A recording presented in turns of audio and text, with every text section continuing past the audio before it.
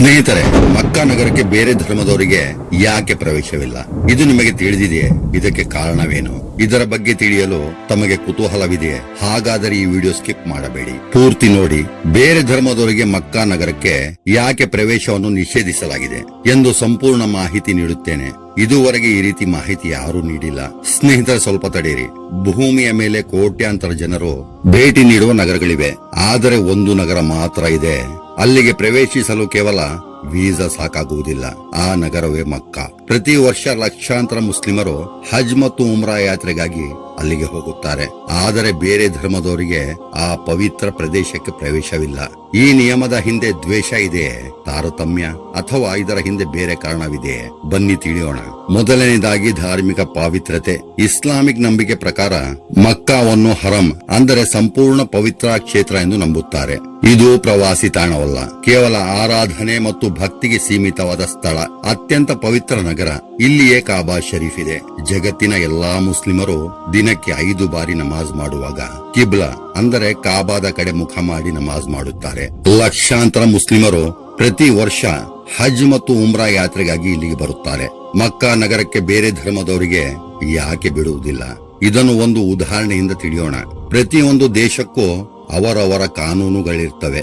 ನಾವು ಬೇರೆ ದೇಶಕ್ಕೆ ಹೋದಾಗ ಅಲ್ಲಿನ ಕಾನೂನಿನ ಪ್ರಕಾರ ನಡೆದುಕೊಳ್ಳಬೇಕು. ಇದನ್ನು ಇನ್ನೊಂದು ರೀತಿಯಲ್ಲಿ ತಿಳಿಯೋಣ.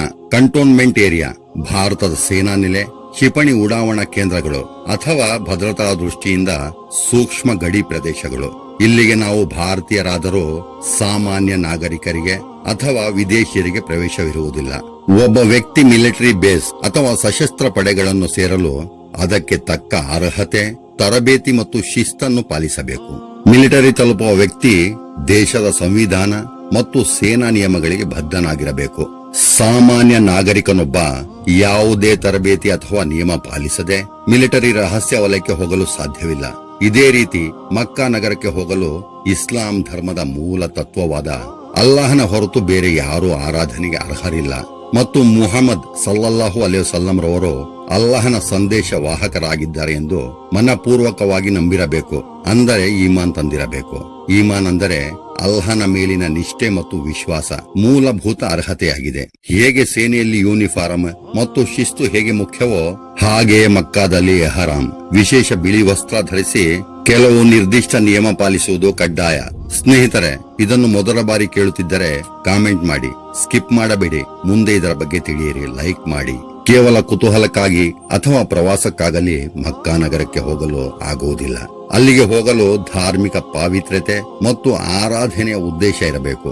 ಒಟ್ಟಾರೆಯಾಗಿ ಹೇಳುವುದಾದರೆ ಭೌತಿಕ ವಲಯಗಳಿಗೆ ಭೌತಿಕ ಅರ್ಹತೆ ಮತ್ತು ಅನುಮತಿ ಹೇಗೆ ಬೇಕೋ ಅದೇ ರೀತಿ ಮಕ್ಕಾದಂತಹ ಅತ್ಯಂತ ಪವಿತ್ರ ಆಧ್ಯಾತ್ಮಿಕ ಕ್ಷೇತ್ರಕ್ಕೆ ಹೋಗಲು ಆಧ್ಯಾತ್ಮಿಕ ಬದ್ಧತೆ ಮತ್ತು ಈಮಾನ್ ಅಷ್ಟೇ ಮುಖ್ಯವಾದ ಮಾನದಂಡ.